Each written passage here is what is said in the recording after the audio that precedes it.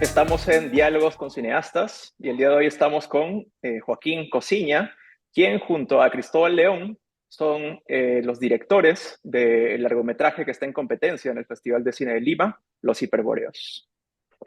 Bienvenido, Joaquín. Hola Valentín, ¿cómo estás? ¿Qué tal? ¿Qué tal? Muy bien. Contento de haber visto tu largometraje. La verdad es que ha sido una locura. Como animador, como, bueno, animador stop motion que soy, realmente ha sido eh, pues no sé, un pajazo mental, ver cómo la técnica aparece, desaparece, entran puppets, nos metemos a la ficción. Lo he tenido que ver al menos 3 veces y media, ¿no? Porque luego he ido como que volviendo, adelantando, ¿no? Y te digo que la primera vez que lo vi quedé bastante confundido, contento, pero confundido porque hablan mucho también de la política chilena, ¿no? Mm.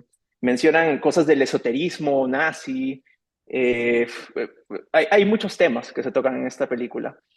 Entonces, quería saber quizás si podía hacer una presentación, un breve resumen de la película, de quiénes son los hiperbóreos, por qué los hiperbóreos, ¿no? A modo de Ujú. empezar esta charla. Eh, Me pones en un problema, Valentín, porque estoy de acuerdo contigo. La película tiene demasiada información en poco tiempo. Siempre lo supimos, pero cuando estábamos revisando en postproducción, hicimos un trabajo lo más amoroso y empático posible para que la película no fuera arrogante, sino que demostrara nuestra propia confusión y nuestra propia incapacidad de contar una historia de manera lineal. De alguna manera la película se trata de eso. Pero bueno, te voy a explicar algo con mucho más claridad.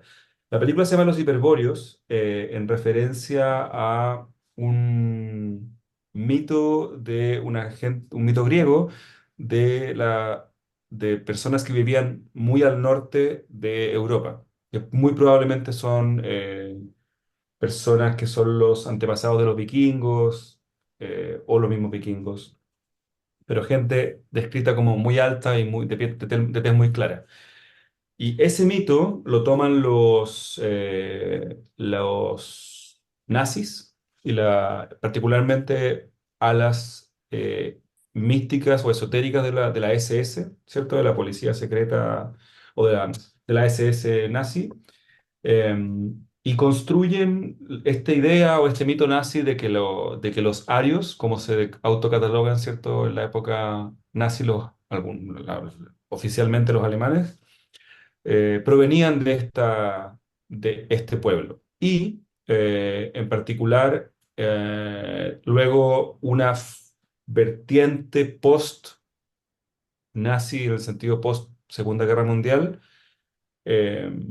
Hay una vertiente bien extraña que se llama el hitlerismo esotérico, que son gente que cree que Hitler era una especie de reencarnación de un dios indio. Y estas personas creen en esta teoría y ven y en particular dentro de ese grupo pequeño, igual de gente, pero con harta vitrina. Hay un chileno que se llamó Miguel Serrano, que era un poeta y escritor chileno nazi o pro-nazi, autodenominado nazi, que también era embajador, era un diplomático chileno, fue 7 años embajador de Chile en la India, fue embajador en Austria y en otro país europeo que creo que ya no existe y que se me olvidó el nombre.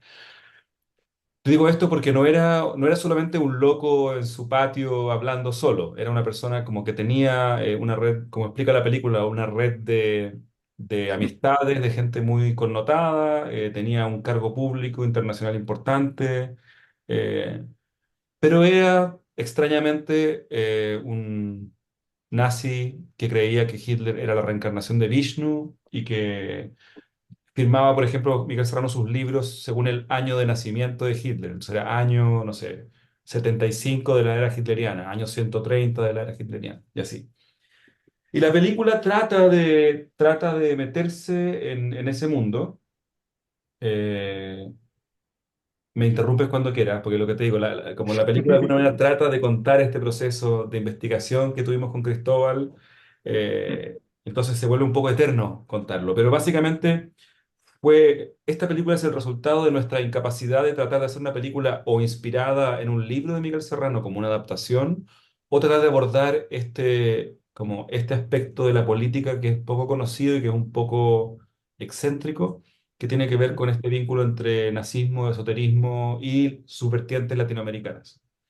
No soy experto en este tipo de cosas en Perú, pero seguro que tienen alguna de estas vertientes por ahí dando vueltas. Serrano, entre otras cosas, creía que los chilenos teníamos una raza chilena y creía que tenía que ver. Serrano tenía una manera de doblar o de entender la realidad de una manera muy flexible, entonces creía que los chilenos eran descendientes de un tipo de español que tenía vínculos con los arios y que por lo tanto también era eh, arios o hiperbóreos en su origen. Y también creía que todas las grandes civilizaciones o pueblos latinoamericanos tenían un origen ario, como México, Perú, Chile, como que los mapuches originalmente eran rubios, bueno, en fin. Tenía como un montón de interpretaciones excéntricas de la historia genética de nuestro continente.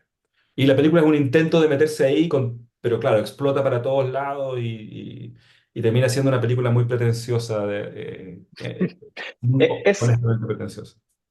es como una espiral, ¿no? Es como Sí, que empiezan a presentarnos una película, nos mm, dicen, vamos a hablar de una película que se ha perdido además, sí, y que bueno, la primera vez que la vi yo no sabía que esto era cierto, que realmente es una sí, película que ustedes perdieron porque les robaron las cintas, ¿no? Los negativos. sí. Entonces, pues es un relato bastante interesante porque empiezan presentándonos una película, luego nos enteramos que están grabando la película, pero al mismo tiempo también aparecen ustedes dentro de esta película a manera de muñecos, ¿no? A manera de Sí. puppets. Y también se empiezan a mezclar como con la ficción, se vuelve un poco surreal. Eh, ¿Cómo ha sido la forma en la que ustedes han entrado en la cabeza de Serrano? ¿Cómo han intentado entrar en el cerebro de Serrano para hacer la narración, ¿no? La narración eh, que, claro, viene con todo este esoterismo nazi. Mm. ¿Cómo ha sido más o menos este proceso, ¿no? De meterse en esta piel para empezar a contar la historia? Sí, son varias cosas. Nosotros con Cristóbal tenemos unos procesos muy poco lineales, y pasó que esta película mezcla cosas reales con cosas ficticias. Antonia Guisen efectivamente se llama así, la protagonista. Ella se presenta como psicóloga y actriz, eso es real, que nos robaron un material fílmico que estábamos empezando a trabajar o ya habíamos, bueno, nunca lo alcanzamos a ver, así que no sé el grado de éxito que tenía, pero eso es cierto. Pero en la película también se habla de un paciente de Antonia que escuchaba voces y que era el que le dictaba un guión de Miguel Serrano. Eso no es así, digamos. Tampoco es real que nosotros seamos científicos malignos, obviamente. Eh, pero la película, en realidad, para responder tu pregunta más directamente, yo creo que trata de meterse en la cabeza de Miguel Serrano, pero en realidad es una película más sobre nuestras cabezas que la cabeza de Miguel Serrano. Nosotros veníamos trabajando en un guión que acabamos de terminar recién ahora, tuvimos como 5 años.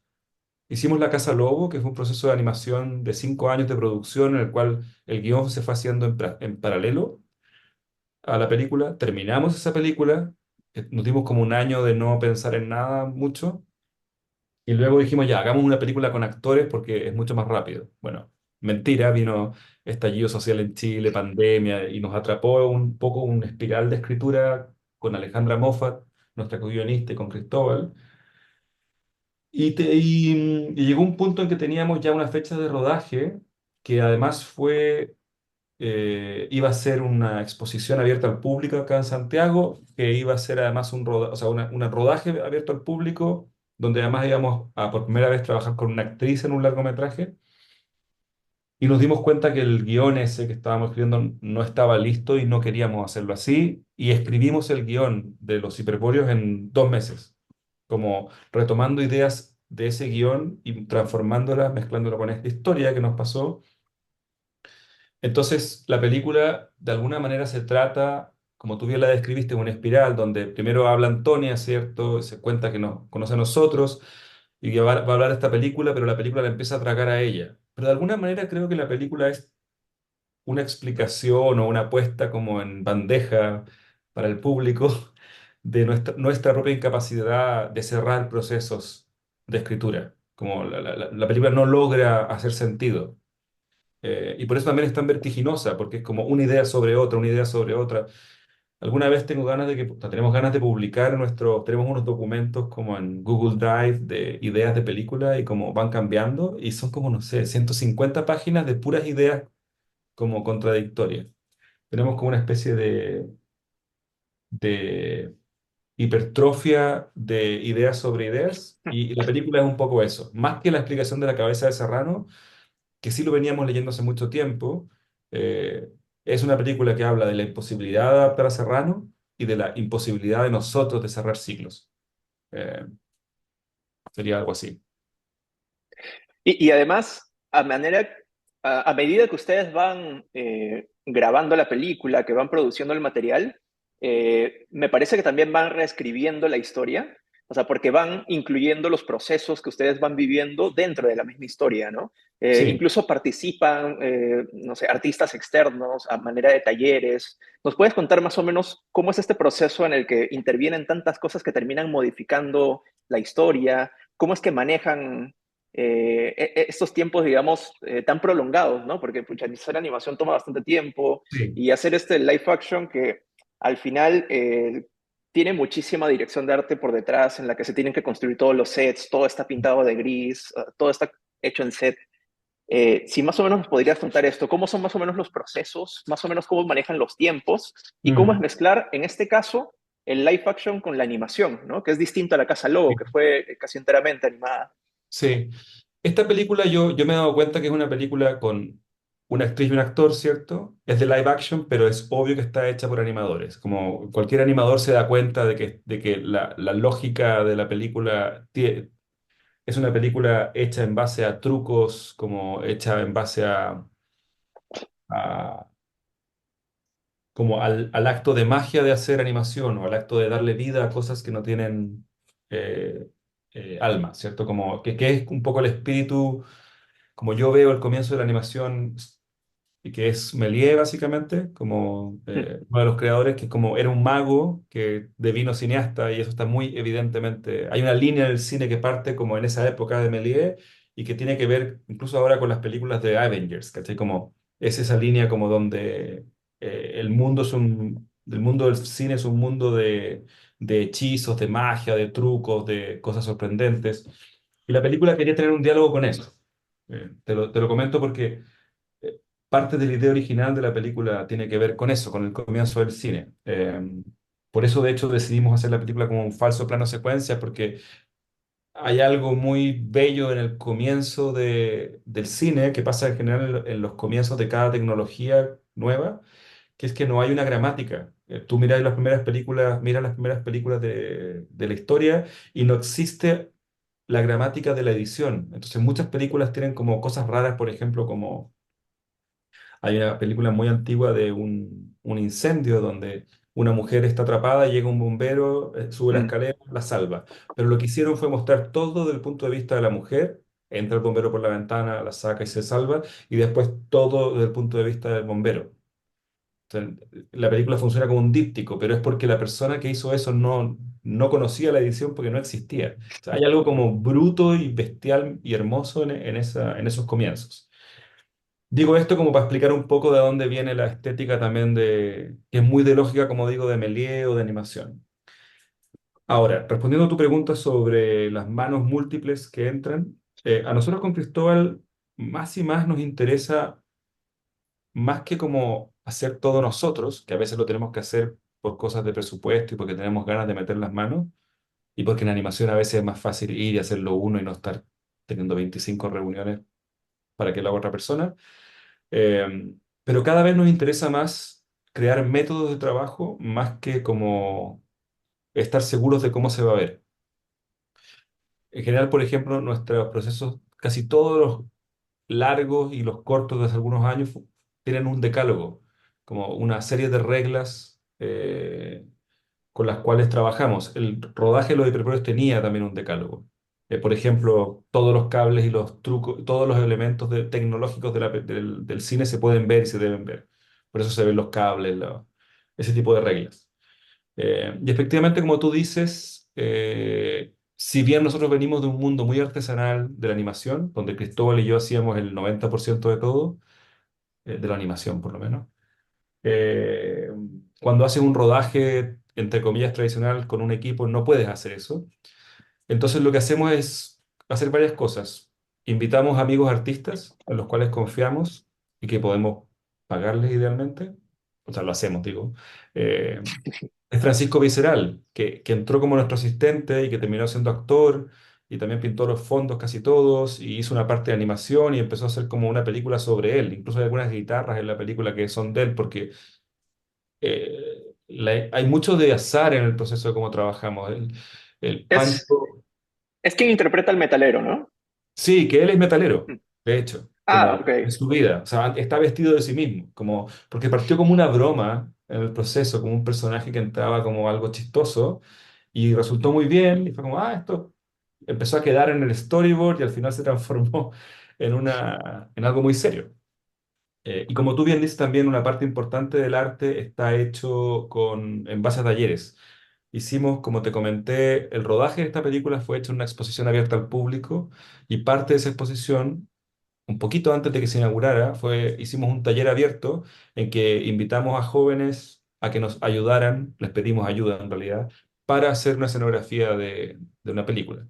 Eh, Muchos de los personajes que son planos, de las cabezas gigantes, de las estalactitas y estalagmitas de la cueva, todo eso fue hecho en base a unas reglas y en base a un taller y están, de hecho las caras de los personajes secundarios que aparecen son autorretratos de los chicos que pintaron Mm.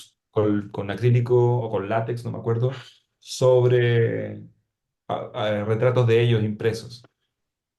Entonces hay mucho de azar. Pero en el fondo nosotros con Cristóbal entendemos el acto de hacer cine y el acto de hacer películas y arte en general más como un juego, donde uno pone unas reglas y se mete a jugar quien quiera, más que como, no sé, más que un monólogo, aunque hablo mucho, pero... ¿Y cómo manejan la mezcla entre animación y live action en esta película? O sea, Mm. ¿destinan, por ejemplo, tiempos específicos para el stop motion, para la parte animada? Más o Sí, menos cómo lo trabajan, porque además se necesita un espacio especial para poder hacer animación, ¿no? Controlar mejor la luz. sí, sí, sí. Hicimos, eh, hicimos un rodaje corto de 2 semanas y media con la actriz y con el actor y con el equipo grande, que eran como entre 30 y 40 personas. Eh, y luego, producto de que no teníamos tanto dinero para pagarle a la actriz tanto tiempo, y al equipo, en realidad más que la actriz, en realidad el tema es tener toda esa maquinaria, hicimos un rodaje muy disminuido, donde teníamos a la marioneta que era el clon de Antonia, eh, y el de Francisco, y también partes animadas y partes hechas con con trucos de marionetas. Y eso fue un rodaje de un mes, pero un equipo de 5 personas, como donde estábamos Cristóbal y yo animando por un lado, Francisco Schulz, que fue nuestro tercero a bordo del proyecto, también por otro lado. Em, Luego tuvimos además un proceso de animación en el taller, donde pues la parte hay una animación stop motion que se ve muy antigua, que es de la parte de la historia de los hiperbóreos. Estoy hablando de la parte de la película que no han visto, da lo mismo, pero hay una parte de esta animación con pintura que está hecha en nuestro taller, básicamente hecho en Sí, las paredes del lugar. claro, porque mezclan diferentes técnicas de stop motion, además, ¿no? O sea, tienen Sí, puppets, además tienen pintura, un sí, poco de pixelación. sí. Está bastante Que la interesante. verdad que nosotros Ujú. tenemos una regla en casi todas nuestras películas, en que todo se puede transformar. Eso es como muy importante en nuestro trabajo. Y tratamos de tener mucha confianza también en este factor de magia del cine, de que uno, hay un pacto entre el cine y el espectador que es muy mágico, que es como que gracias a la cultura del corte, ¿cierto? Que justo en esta película no hay casi, pero como uno está viendo, no sé, en la película más tradicional del mundo, uno ve una persona, una pareja caminando por una calle, mirando el horizonte, corte, y después está ella sola en la cama con cara de pena y uno acepta ese corte como algo natural y incluso interpreta, llena el espacio vacío como, ah, pelearon. No sé, ¿cachai? Como ese pacto mágico entre el cine y el espectador, tratamos de tomarlo también en términos técnicos, como confiamos en que con un par de saltos chistosos uno va a aceptar el cambio de formato, uno va creemos que si uno hace un pacto de lectura de la película más o menos coherente, los espectadores debieran subirse al carro. Tiene una cosa peligrosa, tanto en términos de guión como en términos de tratamiento, hacer esos saltos, porque si el espectador siente que cualquier cosa puede pasar y da lo mismo, pierde al espectador. Como que hay que tratar de ser algo de lógico o algo de coherente. Y no sé si estás de acuerdo, pero en el guión tratamos de darle coherencia a esta idea de tener marionetas y no voy a hacer un spoiler, pero está como explicado. El final tiene que ver con eso. Lo tomamos como con harta Claro. libertad, la verdad, y con un set de reglas. Claro, además tienen la figura de Antonia, que es Mm. quien termina haciendo todo este viaje, ¿no? Y Sí. quien termina viviendo todo este proceso de transformación, porque por momentos también se transforma en puppet, por momentos presenta a sus padres o presenta personajes de la historia Ujú. que pueden ser de carne y hueso, pero también pueden ser marionetas, ¿no? Pero sin embargo, ella las trata como si fueran seres vivientes, ¿no? E incluso a los que aparecen en este juego, este metajuego, ¿no? Que se entra mediante Excel. Y bueno, también algo que mencionabas ahora, y que sacabas por aquí también la palabra de la comicidad, que en este caso esta película la tiene presente. Sí. Eh, a diferencia también de su primer largometraje de La Casa Lobo, aquí ustedes están jugando un poco más con la comedia, quizás el absurdo, ¿no? Mm. Situaciones absurdas de los personajes, que pues a pesar de que sean temas violentos del nazismo, ¿no? También cosas que puedan ser fuertes, aquí lo están mezclando con algunas bromas, cosas Mm. absurdas, entrar a juegos mediante Excel, ¿no? Eh, ¿Esto ha sido parte del proceso de la evolución mientras ustedes iban buscando la historia o ya lo tenían pensado desde un inicio que iban a entrar aquí? Mira, hay una cosa, y esto suena como estas frases hechas para el bronce, pero te juro que es así. Eh, a veces pensamos con Cristóbal que somos como directores de comedia frustrados, porque yo sé que La Casa Lobo es una película que está catalogada como terror y entiendo que no es chistosa, pero muchas de las ideas de La Casa Lobo son cosas que nos producían mucha risa en el taller, como nos parecía muy divertido, como un tipo de transición, solo que al final, claro, no era divertido porque se interpreta como que el personaje se partió por la mitad y se desvaneció, pero, no, pero en general, muchas de las ideas que más nos gustan con Cristóbal son las ideas que nos dan risa, que nos parecen ridículas, que nos parecen como una comedia. En La Casa Lobo obviamente fracasamos en ese sentido, no es chistosa en ningún sentido, pero creo que los hiperbóreos logramos mediante una mezcla creo, de lo absurdo que dices tú, pero también como este ritmo medio frenético de como que no hay tiempo como para que entiendas bien lo que pasa. Es una película como en cámara rápida, un poco, Hmm, a ratos. Eh, creo que sí. Siempre tenemos ideas que nos parecen chistosas, de que teníamos ganas de que esto fuera así. Creo que en la parte más claramente humor es la parte del laboratorio al final, donde como que entramos, claro. donde se rompe el código de plano secuencia y entramos en este código como de entre película de Méliès y sitcom y como pareciera una pareciera una droga de alteración que te acelera, ¿no? Como La Casa Lobo, mucha gente me comentó me preguntaba qué droga habíamos tomado para hacerla, y es obvio que tomamos café, ¿cachai? Como no tomamos no fumamos marihuana, ni tomamos ninguna pastilla, pero creo que los hiperbóreos si es una pastilla o alguna droga, es una como anfetamina o algo así como, o cocaína, no sé. Eh, Supongo que eso tiene que ver con el humor, pero sí, siempre estamos teniendo ideas que nos parecen chistosas. Y para terminar de responder tu pregunta, hay dos cosas. Una, una cosa que me he dado cuenta teniendo conversaciones con otros amigos artistas, visuales sobre todo, y nosotros mirándonos a nosotros mismos o escuchándonos, es que muchas veces cuando uno dice una broma, como una obra, imagínense que fuera una obra tan mala como no sé qué, muchas veces son las mejores ideas. Hay que tener ojo cuando uno tiene una broma o hace una broma, como una obra muy ridícula, porque muchas veces esas ideas son las mejores.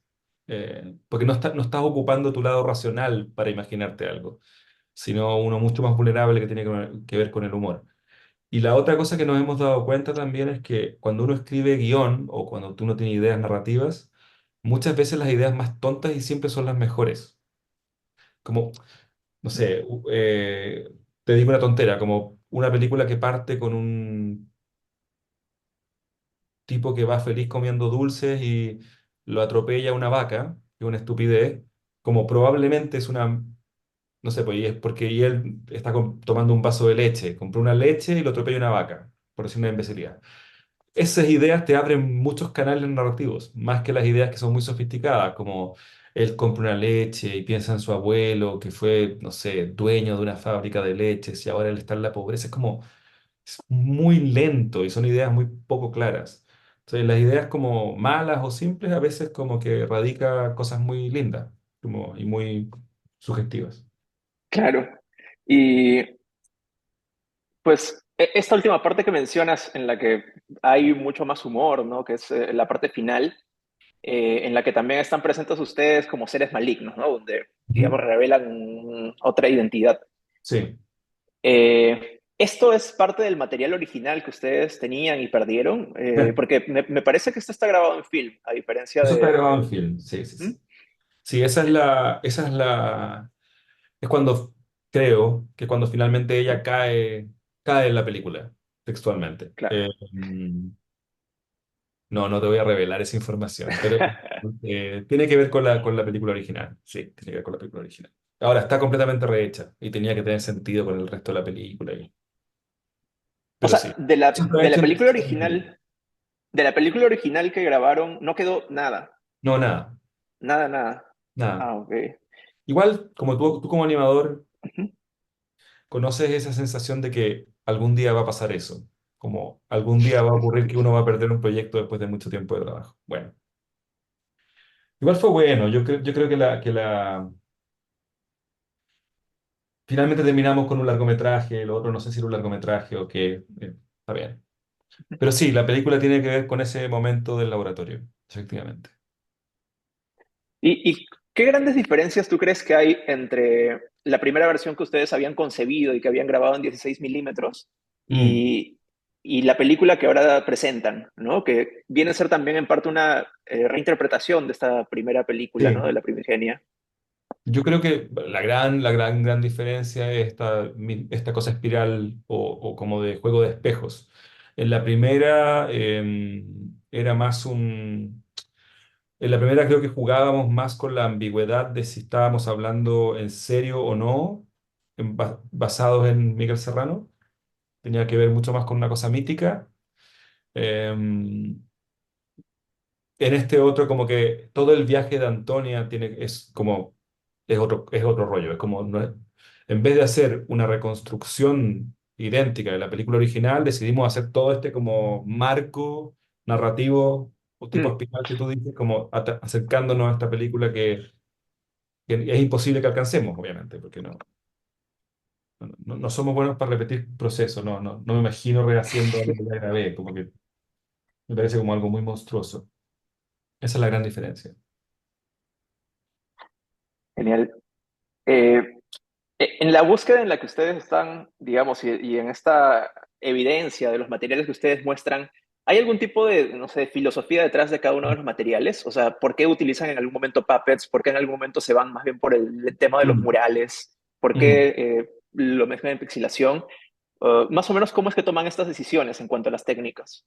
En esta película en particular, eh, a ver, hay una, hay siempre un elemento como económico Sí, es que es extraño decirlo, pero nuestra Natalia Gaize, nuestra colaboradora del Departamento de Arte, se ríe de nosotros diciendo que ella que no, cree que ella dice que nosotros juramos que el masking tape, esta cinta, es barata y en realidad es carísima, y dice, no tiene ningún sentido la cantidad de dinero que gastan en eso. Pero en general tratamos de ocupar siempre elementos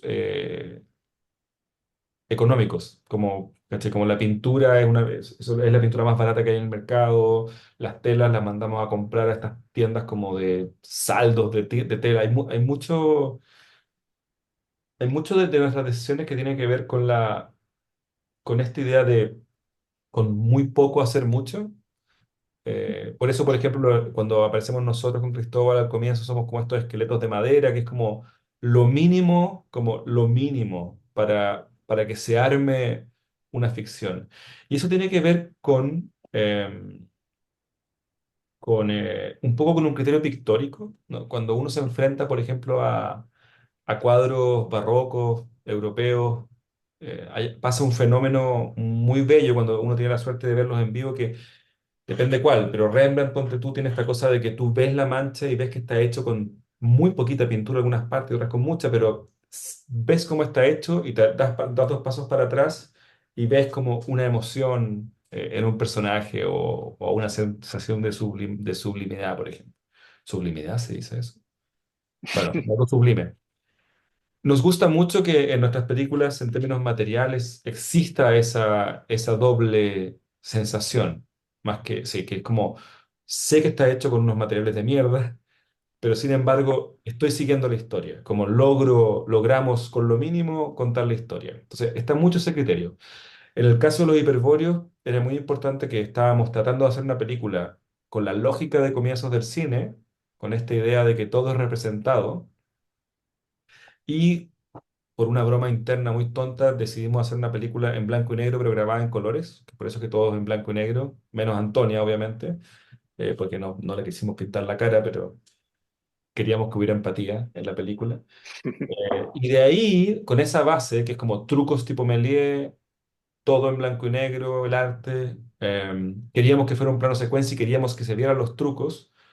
Eh, Yo creo que trabajamos a veces trabajamos con criterios de contraste, como vamos a tener esta zona hecha con puras cosas planas, después tenemos que abrir el espacio.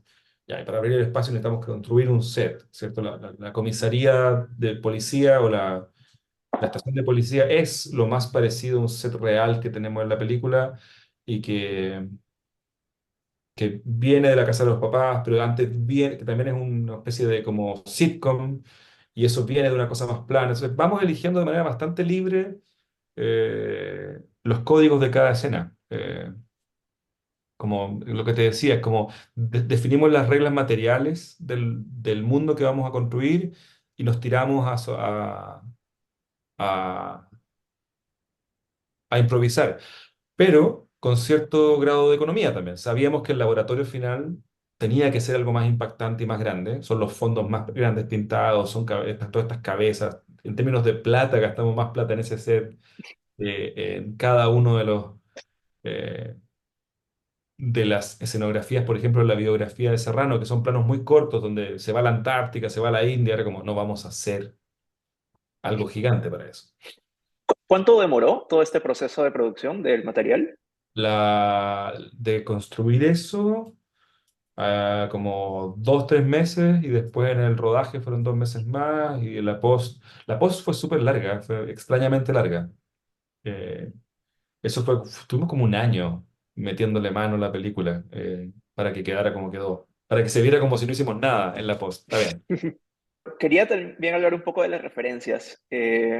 Ahora que mencionabas justo esto, el uso de la iluminación, de los materiales, eh, hay bastante de Sven Meyer, ¿no? Quizás Sí, también de David Lynch, no sé, mucho de surrealismo en el trabajo de sí. ustedes. ¿Cómo es que ustedes lo trabajan y también cómo es trabajar en dupla, ¿no?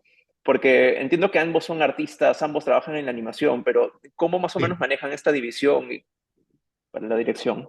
sí, parto por el final. La razón por la cual con Cristóbal llevamos trabajando tanto tiempo juntos es porque no necesitamos ponernos muy de acuerdo en quién va a hacer qué. Vamos como, eh, conversamos mucho las ideas hasta llegar a algo que nos parece convincente a los dos. Hacemos estos set de reglas, como te comentaba, decidimos los materiales.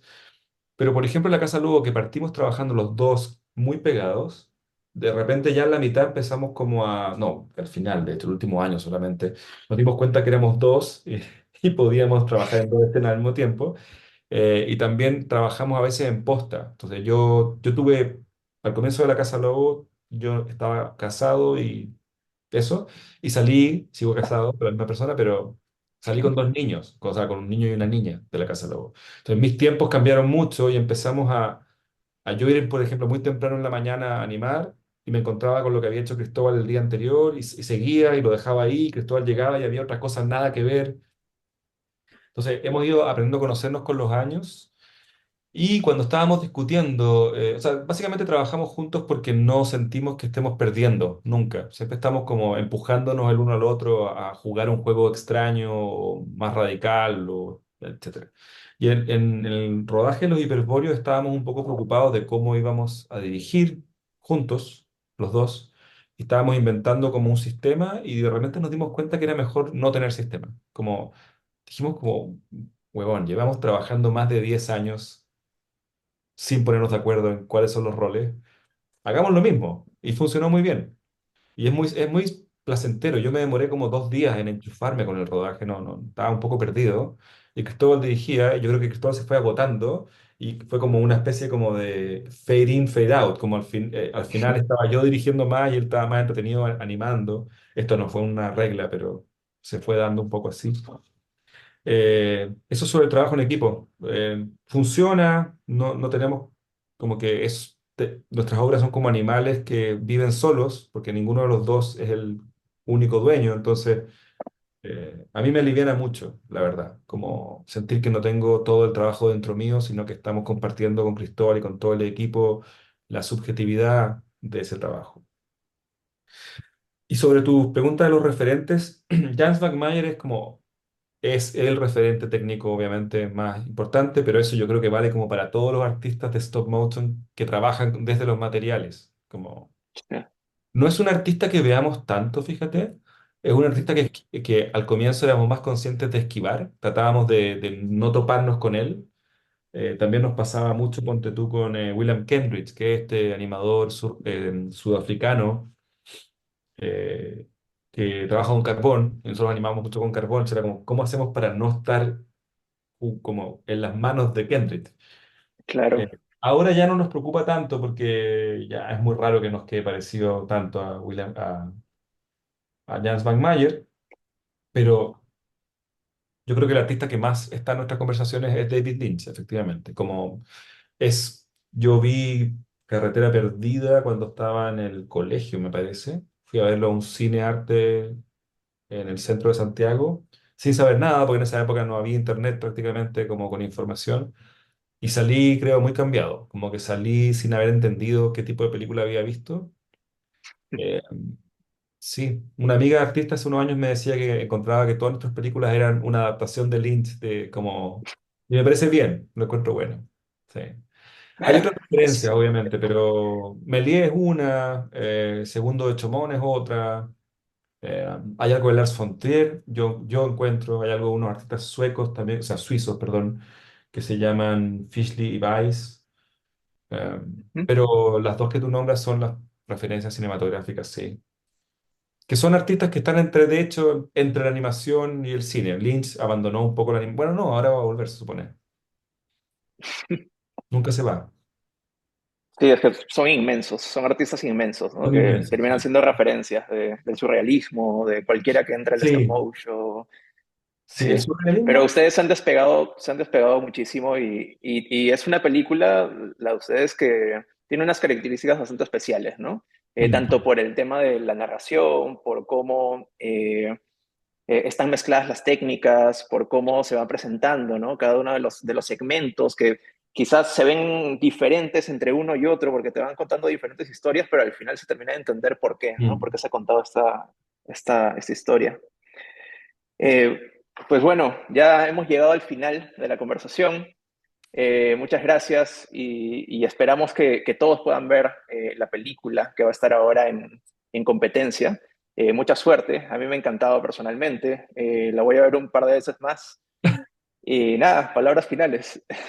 Bueno, nada, primero estaba, me da mucha pena no haber podido ir a Lima. Yo debo decir que cordialmente nos invitaron. Fuimos nosotros, Cristóbal y yo, los desgraciados que no pudimos ir. Estamos en una época de mucha intensidad de trabajo y ambos somos padres y cada vez que nos vamos de nuestras casas, nuestras parejas se hacen cargo de los niños y eso no dura para siempre, eso. Eh, Así que están nuestros corazones en Lima, nos encantaría estar allá. Hace muchos años que no voy a Lima, lo echo de menos. Pero bueno, los invito a ver la peli. Hay una cosa que me han dicho hartas personas de nuestras películas y que encuentro que es un piropo que voy a asumir que es cierto, que nuestras pelis, alguien me decía, te pueden gustar o no, pero en general no se te olvidan, como que te quedan muy pegadas en la cabeza por mucho tiempo.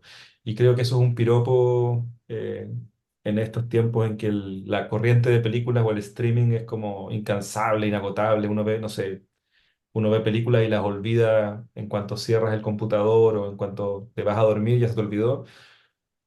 Puede gustarles o no los hiperbóreos, pero creo que se va a quedar con ustedes un buen tiempo. Y no es una película aburrida, me parece. No podemos ser indiferentes a los cifrobores. Algo así. Exacto. Sí, está muy buena. Bueno, nos despedimos.